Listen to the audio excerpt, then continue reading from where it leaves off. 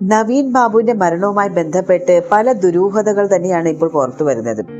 അതിലെ കഴിഞ്ഞ ദിവസം തന്നെ നമ്മൾ അറിഞ്ഞ കാര്യങ്ങളാണ്. നവീൻ ബാബുവിന്റെ ഭാര്യയായ മഞ്ജുഷ ഇതൊരു കൊലപാതകമാണ് എന്ന് പറഞ്ഞുകൊണ്ട് ഹൈക്കോടതിയിൽ ഹർജി നൽകിയിരുന്നത്. അത് പ്രത്യേകിച്ചും ഇതിനെ ഒരു CBI അന്വേഷണം തന്നെ വേണമെന്ന് പറഞ്ഞായിരുന്നു ഒരു ഒറ്റയാൾ പോരാട്ടം എന്ന നിലയിൽ ഇറങ്ങി തിരിച്ചത്.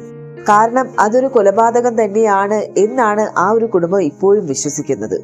എന്തായാലും ഈ മരണവുമായി ബന്ധപ്പെട്ട് ഏറ്റവും പ്രധാനമായിട്ടുള്ള ഒരു മൊഴി ജില്ലാ കളക്ടറായ അരുൺ കെ വിജയന്റെ തന്നെയായിരുന്നു. അദ്ദേഹം പറഞ്ഞത്, നവീൻ ബാബു തന്നോട് അവസാനമായി പറഞ്ഞത് തനിക്കൊരു തെറ്റ് പറ്റി എന്നുള്ള കാര്യമാണ്. എന്നാൽ ആ ഒരു മൊഴി വീണ്ടും അന്വേഷണ സംഘം രേഖപ്പെടുത്തുകയാണ്. ഈ ഒരു കാര്യത്തില് അന്വേഷണ സംഘത്തിന് കൂടുതൽ വ്യക്തത വരുത്തണം എന്ന് കരുതിയാണ് അവർ വീണ്ടും മൊഴി രേഖപ്പെടുത്തിയത്. എന്തായാലും നവീൻ ബാബുവിന്റെ കുടുംബം ഹൈക്കോടതിയിൽ CBI അന്വേഷണം വേണമെന്ന് പറഞ്ഞതിന്റെ പിന്നാലെയാണ് ഈ സംഭവങ്ങളെല്ലാം അരങ്ങേറുന്നത്. തെറ്റുപറ്റി എന്ന് ADM തന്നോട് പറഞ്ഞെന്ന കളക്ടറുടെ മൊഴിക്കെതിരെ നവീൻ ബാബുവിന്റെ കുടുംബം രംഗത്തെത്തിയിരിക്കുകയാണ്.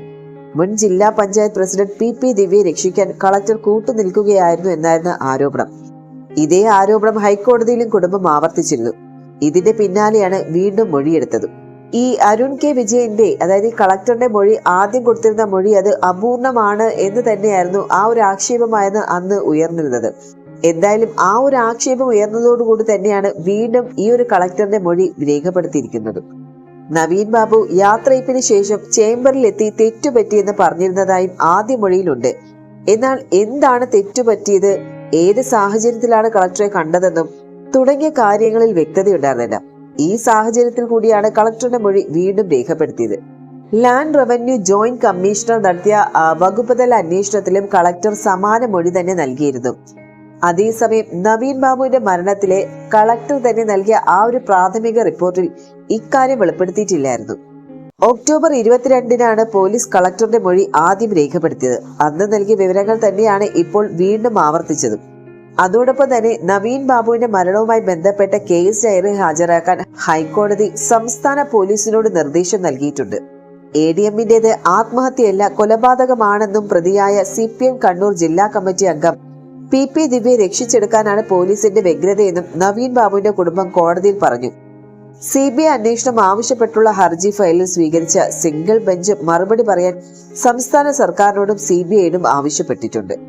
അതിനിടെ നവീൻ ബാബുവിന്റെ മരണത്തിൽ CBI അന്വേഷണം എന്ന കുടുംബത്തിന്റെ ആവശ്യം CPM സംസ്ഥാന സെക്രട്ടറിയായ M ഗോവിന്ദൻ തള്ളിയിരുന്നു. CBI അന്വേഷണത്തെ കുറിച്ചുള്ള വ്യക്തമായ ധാരണ പാർട്ടിക്ക് ഉണ്ട് എന്ന് തന്നെയാണ് MV ഗോവിന്ദൻ പറഞ്ഞിരുന്നത്. ഈ നിലപാട് അദ്ദേഹം മാറ്റിയിട്ടുമില്ല. CBI എന്ന് പറഞ്ഞത് കൂട്ടിലടച്ച തത്തയാണ് എന്നാണ് അദ്ദേഹം പ്രതികരിച്ചത്. അതേസമയം ഈ ഒരു പാർട്ടി കുടുംബത്തോടൊപ്പം തന്നെയാണ് എന്നാണ് MV ഗോവിന്ദൻ ഇവിടെ ആവർത്തിച്ച് പറയുന്നത്. മരണത്തിൽ CBI അന്വേഷണം ആവശ്യപ്പെട്ട കുടുംബം ഹൈക്കോടതി സമീപിച്ചതോടെ CPMും സർക്കാരും പ്രതിരോധത്തിലായിരുന്നു. നവീൻ ബാബുവിന്റെ കുടുംബം CBI അന്വേഷണം വേണമെന്നുള്ള ഒരു ആവശ്യം തന്നെയാണ് അവർ മുന്നോട്ട് വെക്കുന്നത്. നവീൻ ബാബുവിന്റെ മരണശേഷം അന്വേഷണത്തിൽ സംഭവിച്ച വീഴ്ചകൾ CBI അന്വേഷണം ആവശ്യപ്പെട്ടുള്ള ഹർജിയിൽ കുടുംബം അക്കമിട്ട് വ്യക്തമാക്കിയിരുന്നു. കുടുംബത്തിന്റെ ഹർജിയുടെ അടിസ്ഥാനത്തിൽ സംസ്ഥാന സർക്കാരും CBIയും നിലപാട് അറിയിക്കണമെന്നും കോടതി നിർദ്ദേശിച്ചിരുന്നു.